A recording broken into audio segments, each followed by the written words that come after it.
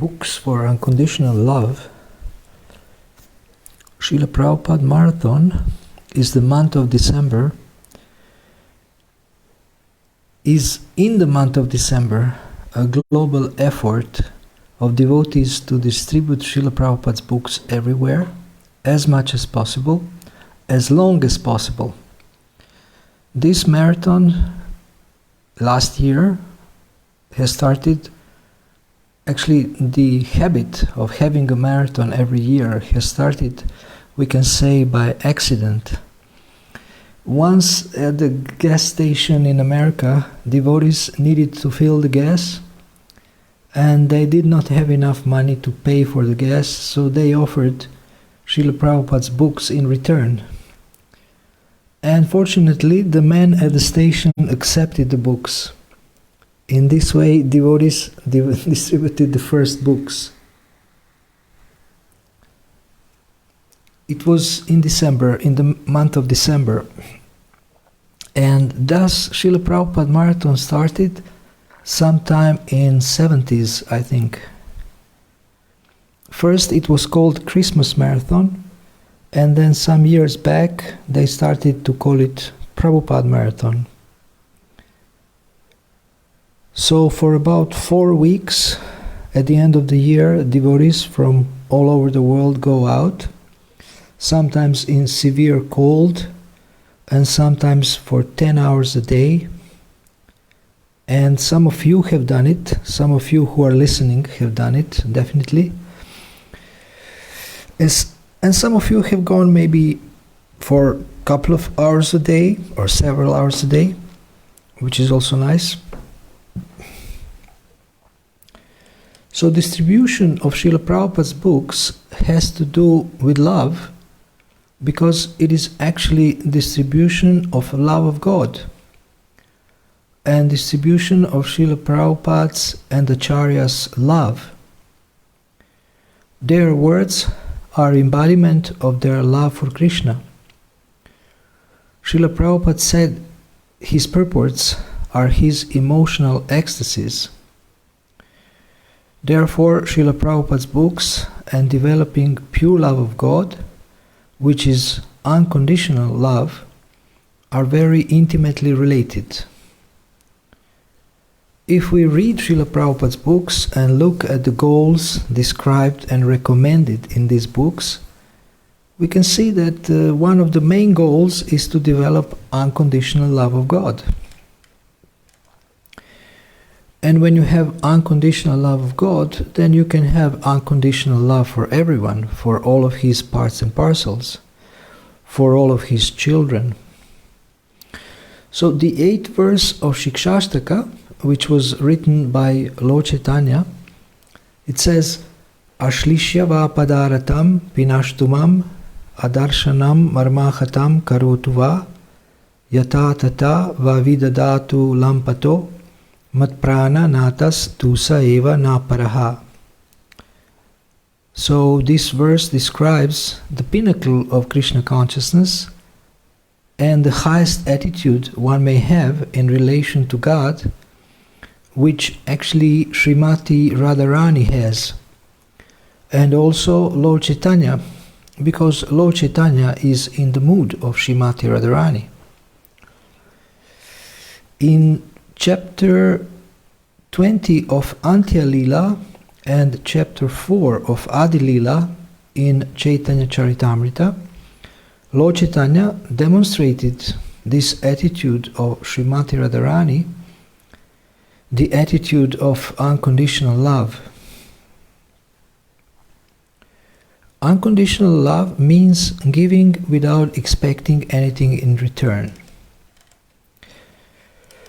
If you speak to conditioned souls in this material world, many of them would probably be shocked or disgusted, or they would resent the idea of giving without expecting anything in return. Because one of the qualities of the conditioned souls is that they are fruitive.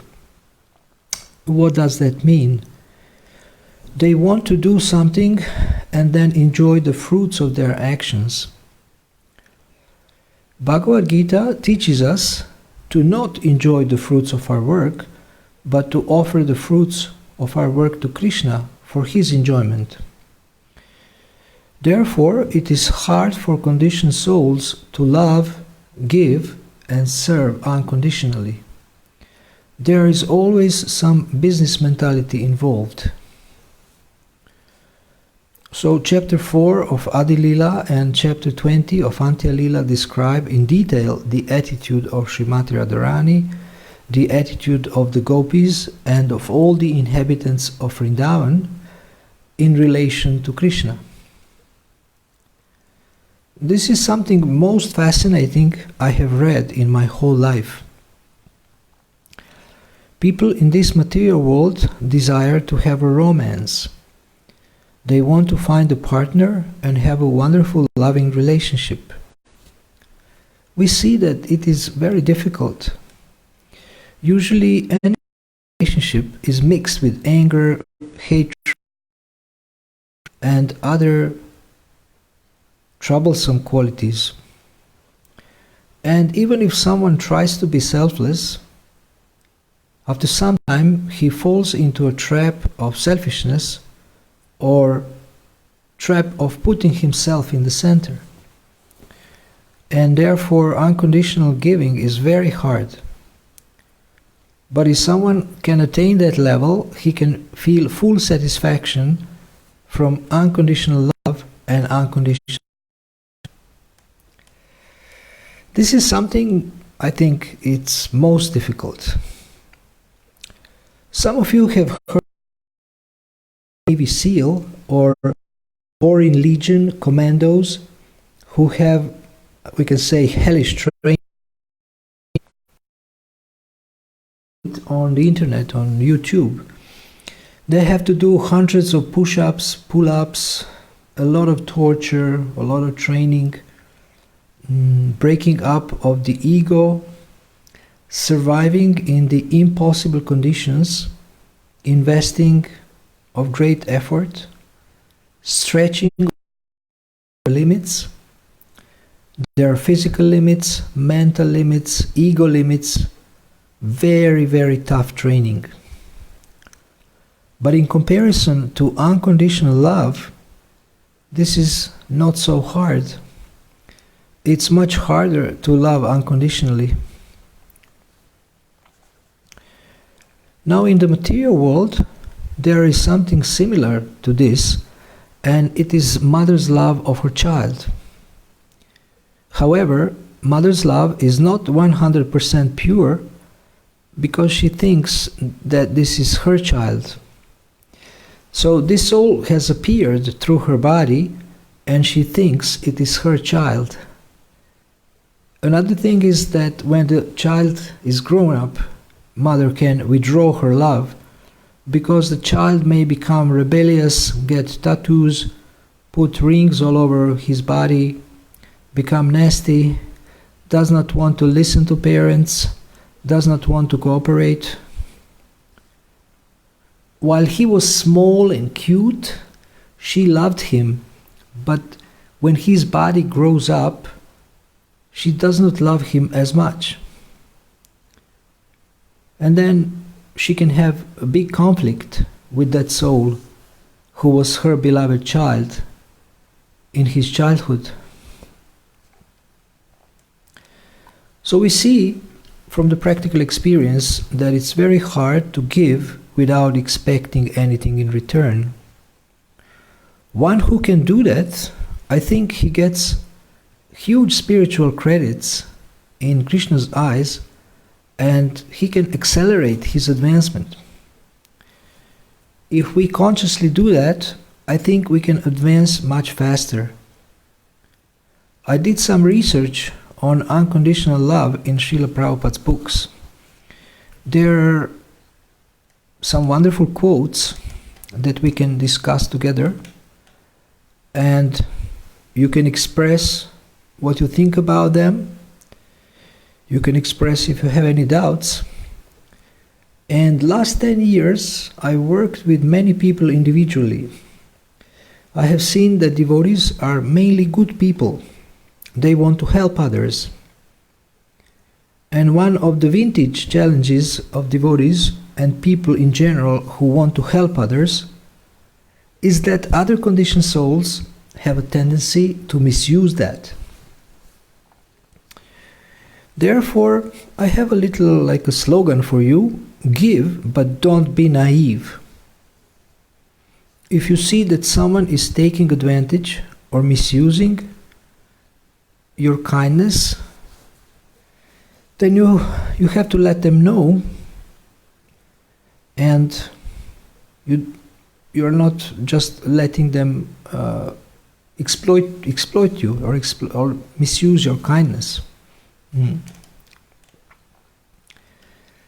Sometimes it is important to let people know that we can actually change the way we deal with them, that we can become stricter. But generally, we want to give without expecting anything in return. And you may ask, why would I do this? Why would we do that? Because we know Krishna is pleased by this.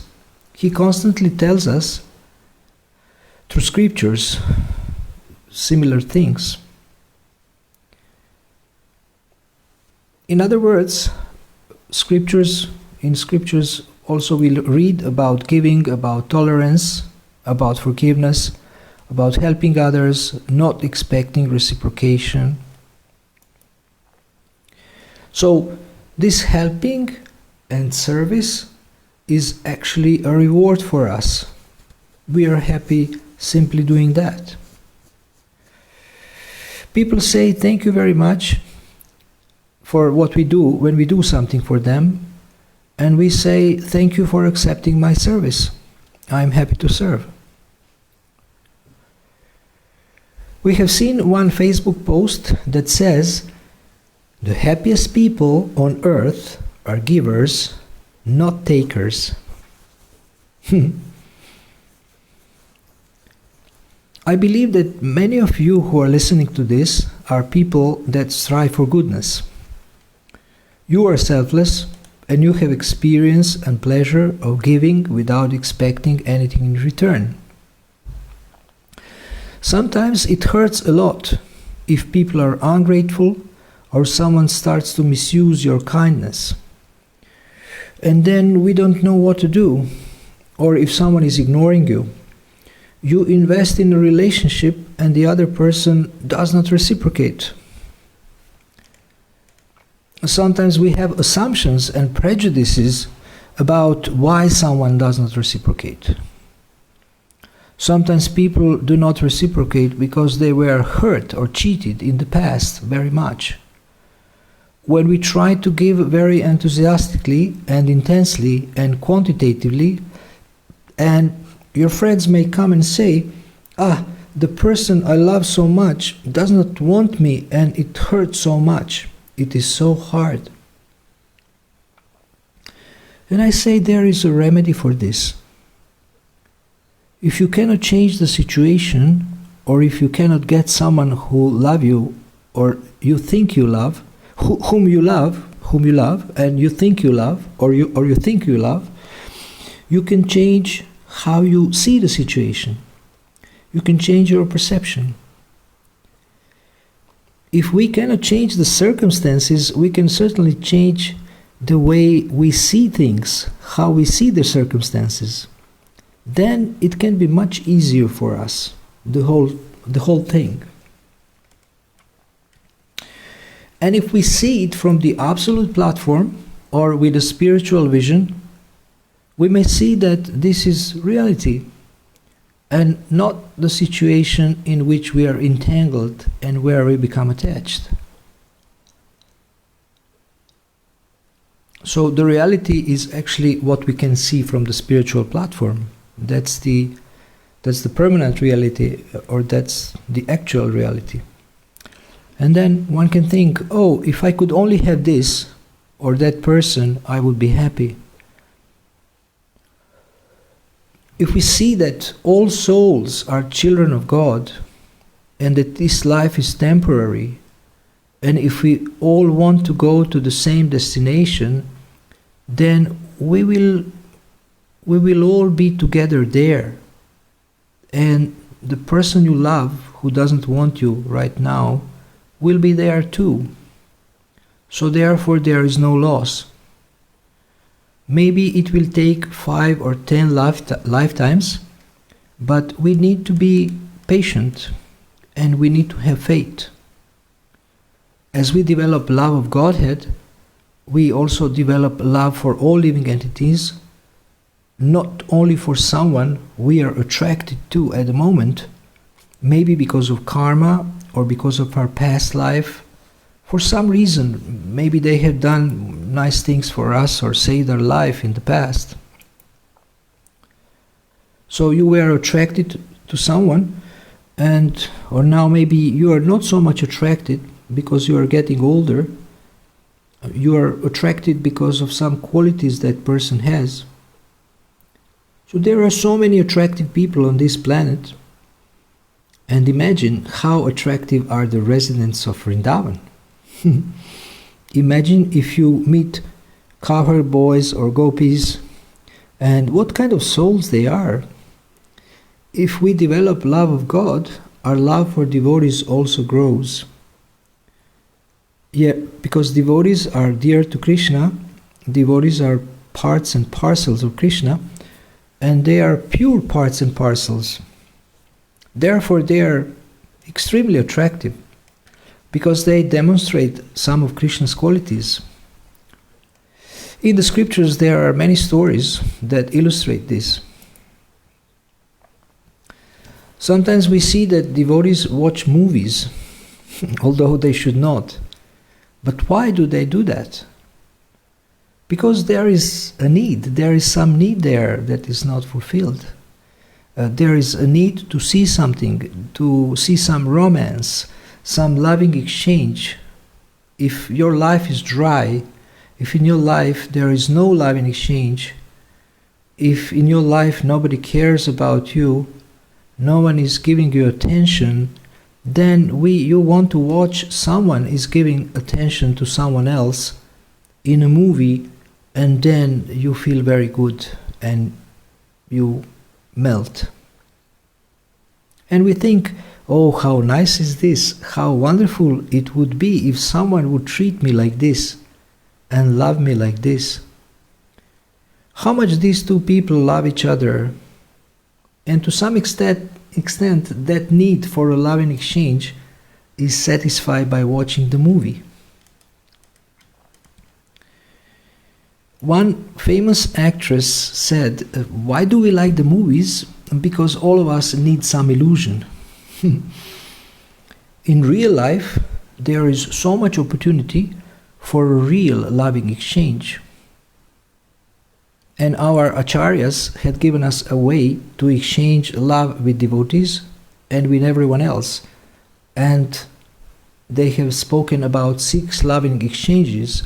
Srila Rupa Goswami mentions Dadati pratigrinati guyam akyati prichati bhunkte bujayate chaiva sadvida pritilakshanam.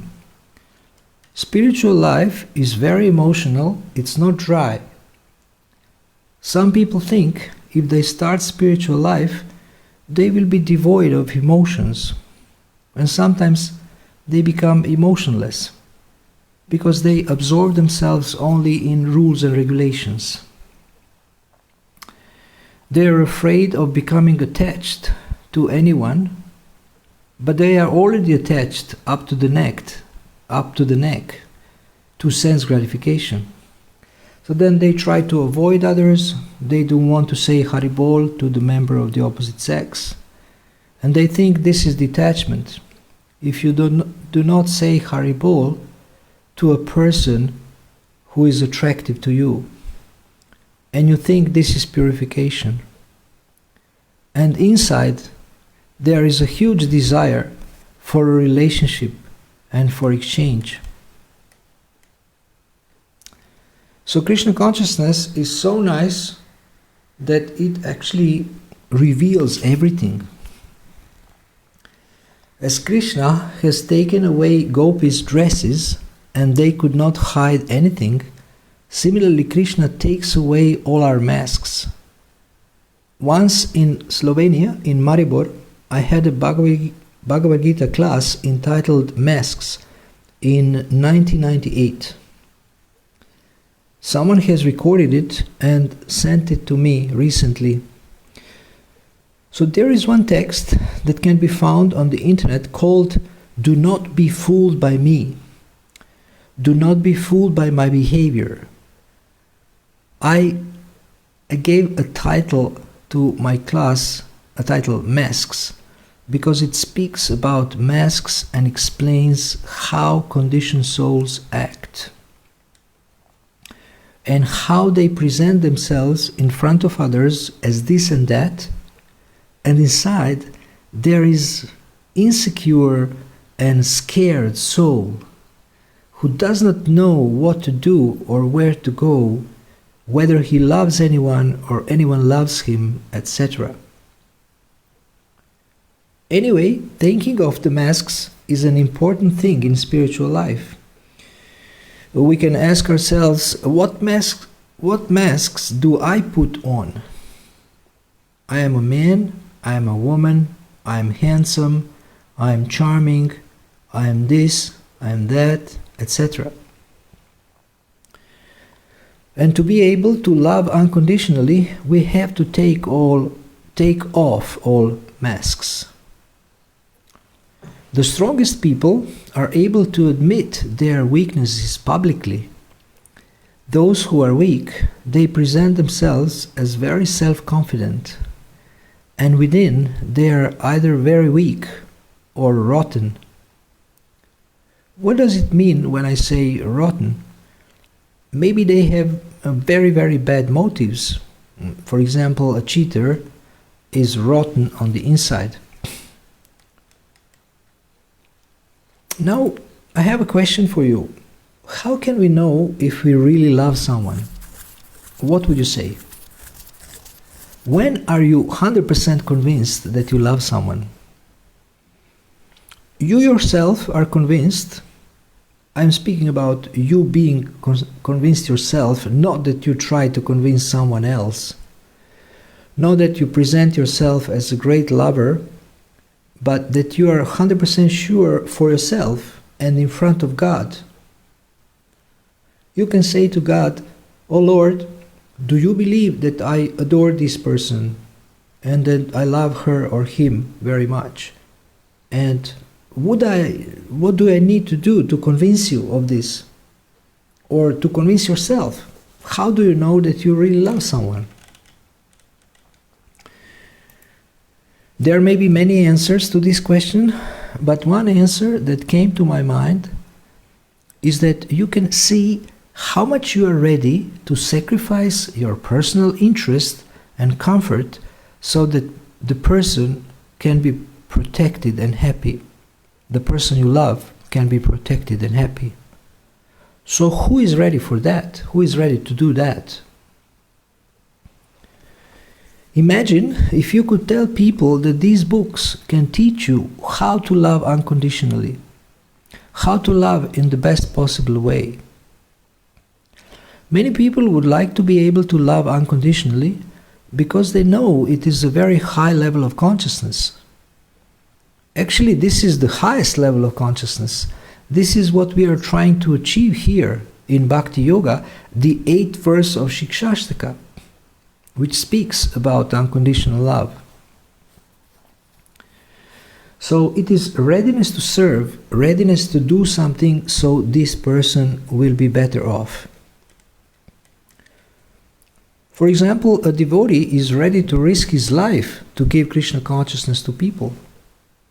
He will go to countries where it is very risky. I remember when we visited Albania, right after the communism failed there, then one devotee had some contacts from book distribution. She met some people from Albania in Zagreb, and they offered to help her if she visits. And then they arranged to pick us up with 2 cars at the Tirana airport. So as a group, 5 of us went. We were split in 2 groups, we were separated, and we had no idea where they will take us. It was night, At the end, everything went well, but we were a little scared. At least I was. Then one ISKCON Swami once went to some Middle East country, and he had a preaching program, and he mentioned in his class that God has lotus feet. And then one man chased him with a knife to kill him, because it is considered to be a great offense to say that God has feet and that God is a person. So fortunately, this Swami escaped, and one car came and picked him up and saved him. In this way, he risked his life to preach Krishna consciousness, and this readiness to sacrifice for your beloved, readiness to risk your life, is a symptom of genuine love. Now, we have heard that Queen Kunti speaks of cutting the ties of affection for her relatives. And when we read this without reading Srila Prabhupada's purport, we can actually misunderstand the verse. Srila Prabhupada writes in his purport, to cut off the tie of all other affections does not mean complete negation of the finer elements like affection for someone else. This is not possible. A living being, whoever he may be, must have this feeling of affection for others, because this is a symptom of life. The symptoms of life, such as desire, anger, hankerings, feelings of attraction, etc., cannot be annihilated. Only the objective has to be changed. Desire cannot be negated, but in devotional service, the desire is changed only for the service of the Lord, in place of desire for sense gratification. The so-called affection for family, society, country, etc. consists of different phases of sense gratification. When this desire is changed for the satisfaction of the Lord, it is called devotional service. So end of quote. Srimad Bhagavatam, Canto 1, Chapter 8, Text 42, purport. So that statement about cutting the ties of affection relates to a bodily relationship. It is sometimes called skin disease. It does not mean one does not have love for those near and dear. Rather, he has even more love for them, but this love is more pure because it is related to the soul. A prostitute approached Haridas Thakur to make him fall down. He had so much love for this beautiful girl that he tolerated her provocations and asked her to wait that he finishes his daily chanting. She would come every day and make various postures to attract him, like womanly postures. She wanted to unite with him. And he said, sorry, I gave a vow to chant many rounds, so please wait that I finish my rounds, and I will fulfill your desire. And every time she would come, she would offer obeisances to him. Every night he would chant until late, and she would listen and listen and listen, and then get tired and leave. And in this way she came for a few days doing the same thing. And as she listened to the pure chanting of Srila Haridas Thakur, she became purified. And finally she started crying and admitted she was sent to make him fall down from his path. But he knew this already. He had so much love and compassion for her soul, that he became her guru and saved her. So he instructed her then, after he instructed her to chant and worship Tulasi and distribute her possessions to the devotees, to the Vaishnavas. And she became such a famous Vaishnavi that people from faraway parts of India came to see her.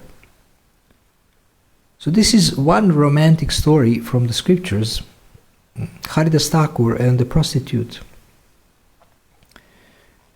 Another story is a story from Mahabharata about Savitri and Satyavan.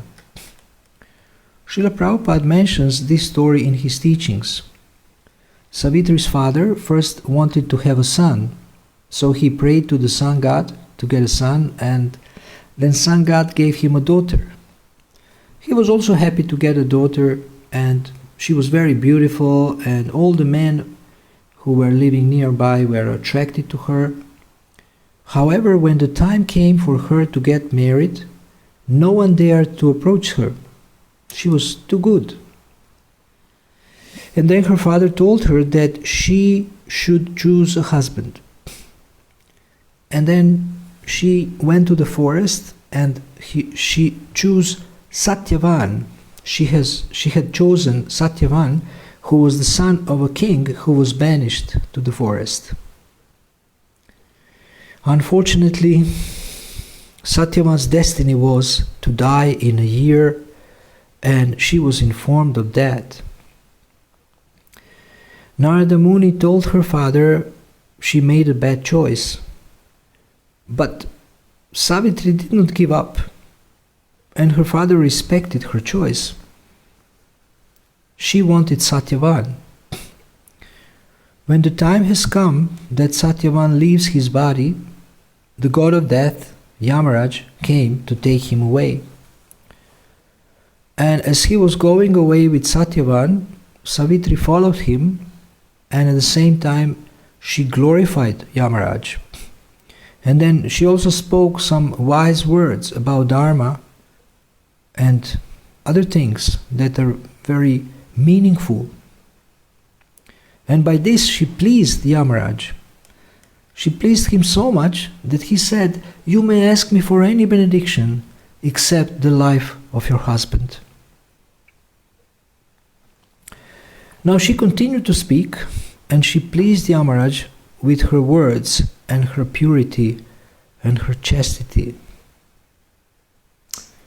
So therefore he again said, "You can ask me for any benediction."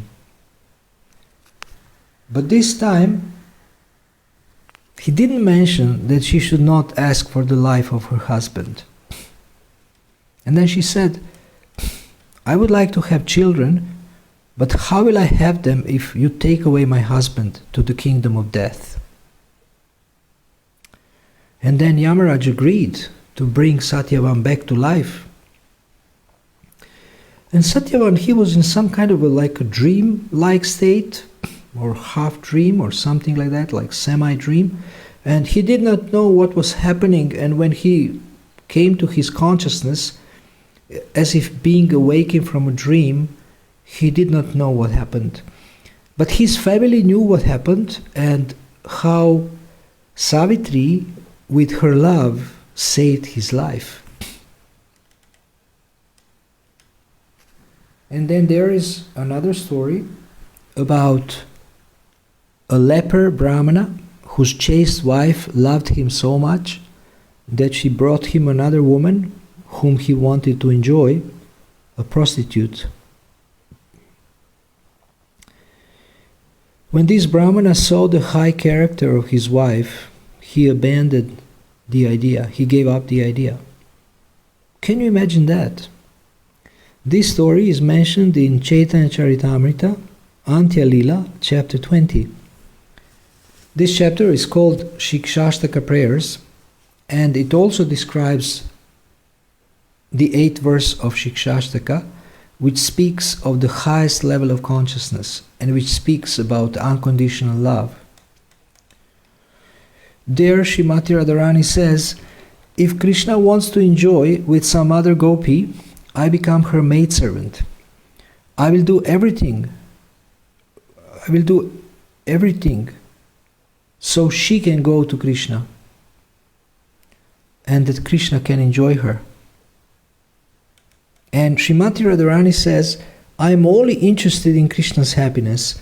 If my unhappiness is his happiness, I accept that unhappiness. If my happiness is his unhappiness, I don't want to be happy. This is unconditional love. And then we have a story of Bilva Mangala Thakur. Imagine you want to meet a girl, but it is raining outside. You don't feel like going out. It is very uncomfortable, cold, strong wind. So what kind of lover you are if the rain prevents you from going to your beloved? And Bilva Mangala Thakur, he desired so much to be with Chintamani, the prostitute, that he was swimming in the dangerous waves of a swift river.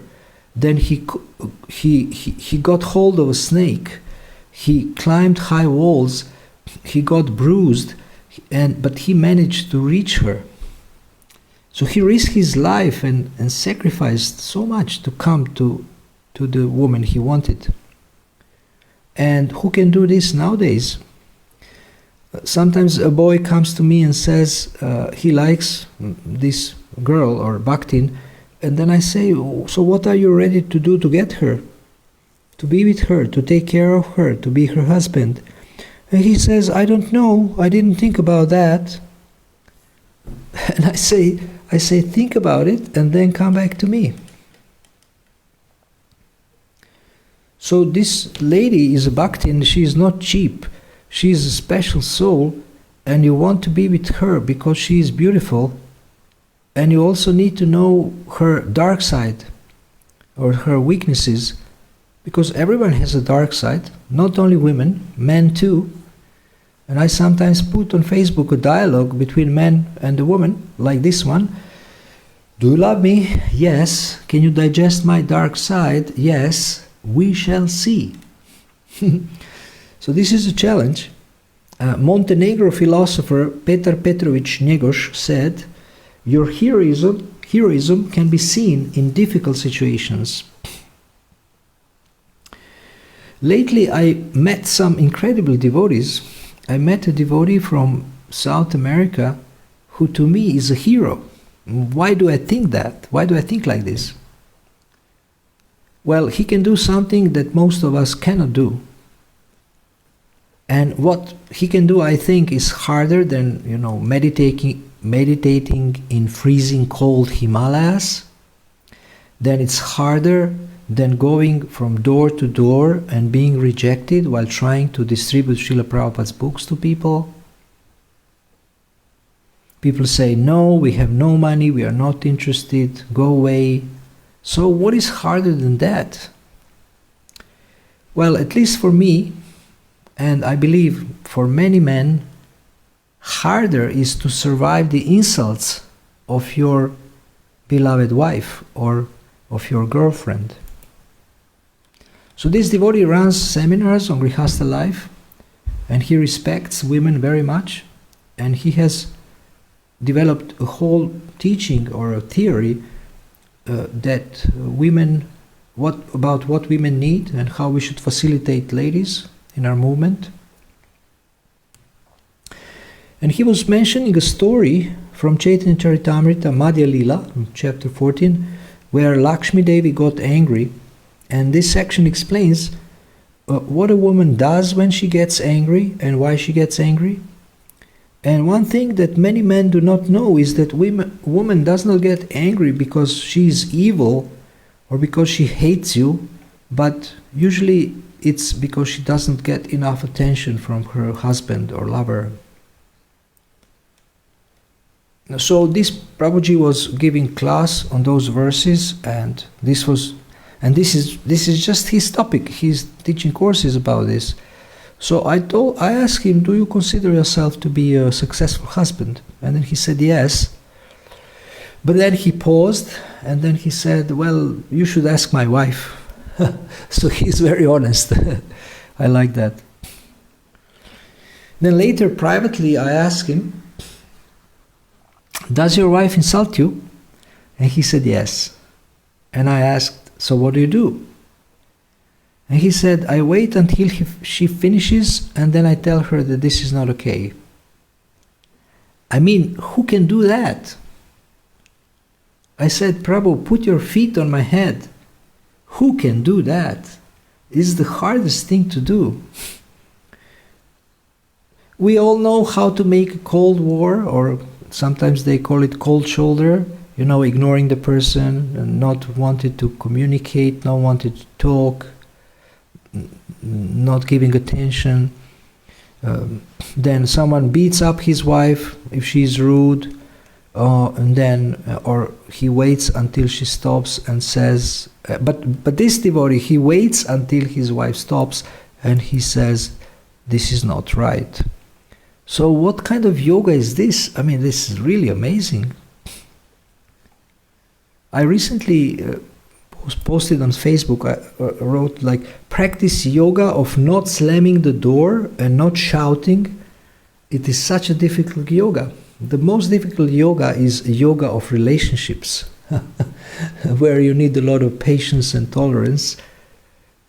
And for example, if you live in the ashram, great yoga is not to slam the door while other devotees are resting. If you come late from the evening program, you come back ecstatic, there was a Harinam, Guru was there, and then you're shouting in the temple corridors or in the room, and you forget the devotees are resting, and that early in the morning they have maybe a pujari service or something. You are full of yourself, full of realizations, full of Krishna, but you are unscrupulous, you are very, very insensitive, inconsiderate. You are not considerate to other devotees' needs for resting. Then great yoga, we can say, is not to step on the glasses of a devotee who is sleeping on the floor in the sleeping bag and who fell asleep reading Krishna book. So this devotee can do that. So what kind of amazing yogi he is? I mean, you tell me. So freezing, US Navy training, that's peanuts. If wife insults a Marine or a soldier, he'll kill her. He can do 100 push-ups and 100 pull-ups, and he can run and swim, but when his beloved insults him, he will either kill her or divorce her. And we think he is a great hero. So this other devotee, he is a hero. Well, he loves his wife so much that he can tolerate her frustration. And who knows why she is frustrated? Maybe it is not because of him at all, but because of something else. He has to understand the needs. He has to understand he needs to be patient. So we say patience is love in action. If we love someone, we will be patient with them. It's the hardest thing of all, really. It's the hardest thing. If you really love someone, you can be patient almost unlimited with him or her. There are many other phenomenal stories. For example, King Chitraketu was very attached to his little son, Harsha Shoka, and he could not hear the truth from anyone, like Narada Muni came and some other sage came, but he couldn't hear the truth from anyone except from the person that he was attached to, and this was his little son. And therefore Narada Muni had to make a special magical arrangement to bring the boy back to life after he was poisoned and died. He was poisoned by king's co-wives, so the boy died, and then when the boy came back to life, he could speak again. And he told his father, "Why are you so much attached to me? I am not your son. I had so many fathers and mothers in many lifetimes." So sometimes God sends us a person from whom we can hear. Like Chintamani, the prostitute, she preached to Bilba Mangala Thakur when he came to her through thick and thin. She said, "You risk your life for these flesh and bones, for my body. If you would surrender to Krishna so much, how much advancement you would make. So she was also a devotee. And Bilvamangala took it seriously, and later he glorified her in his Krishna conscious poetry. And his poetry is amongst the most exalted poetry in the history of Vaishnava literature. He glorified her as his guru. She directed him to the right path.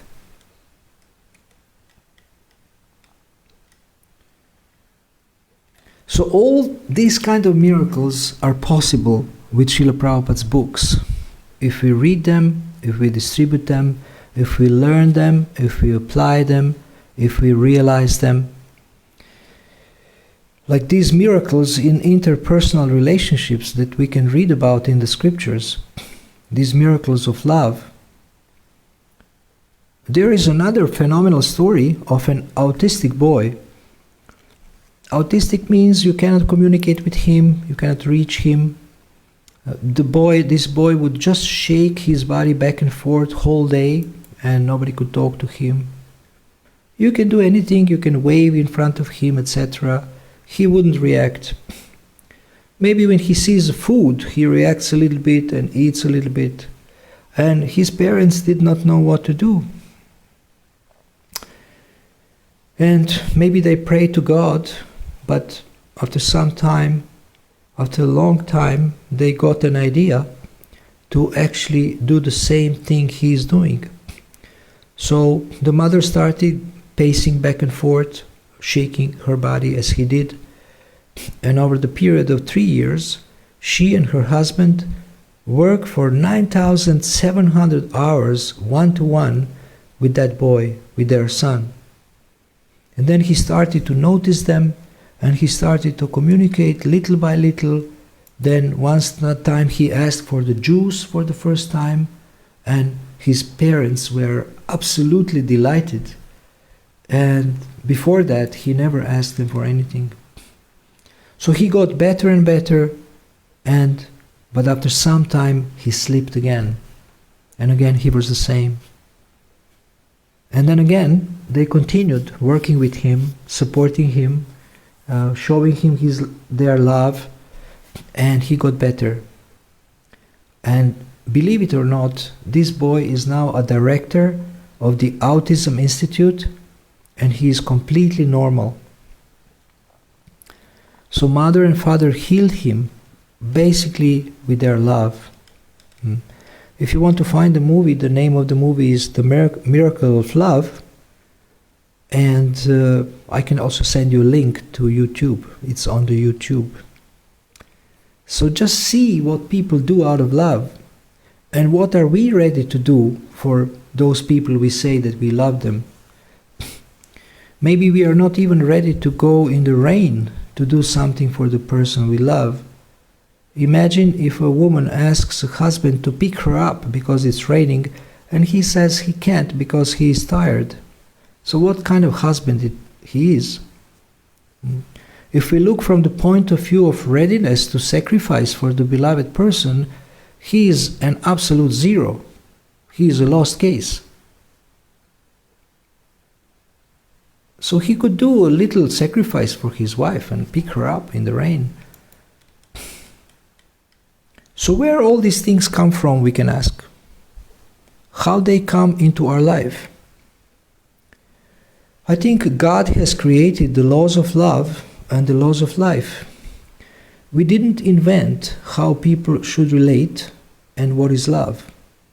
He created all this, and in his pastimes you can see these things. Srila Prabhupada says that unconditional love is in everyone's heart. This jewel is there in our heart. It's in your heart too. So we just need to open it up. This jewel of unconditional love. And that is the power of Srila Prabhupada's books, I believe. They brought us here to practice this process. The books brought us here to practice this process. The power of Srila Prabhupada's books is to transform our heart from selfishness to a complete selflessness and love. And when you love someone, then nothing is hard to do. Nothing is hard for you to do for them. It's not hard to sacrifice. It's not hard to go in the rain, in the snow, to give them something, whatever. That is love. Readiness to do anything, to sacrifice. It's easy to write I love you. What is this? 2 words. I love you, 3 words. Or you send maybe a heart on the Facebook. Of course, some people are experts. They can express their love with these emoticons. They know the art of this. This really, you can even, you can feel if they love you, if they make amazing arrangement with these emoticons. But I mean, it's easy to press, to click one heart or something. But to be ready that in the middle of the night or early in the morning or any time, if this person needs something, that you are always there for him or her, always ready to do something for them, whatever they need, whatever is needed. Just tell me. If we want to develop unconditional love, we can pray to Srimati Radharani and Sri Chaitanya Mahaprabhu. They are the embodiment of the personification of unconditional love. They show us in the most powerful way that unconditional love. So thank you very much for reading this. I wish you a great success on your journey to developing pure, loving heart, full of unconditional love. Hare Krishna.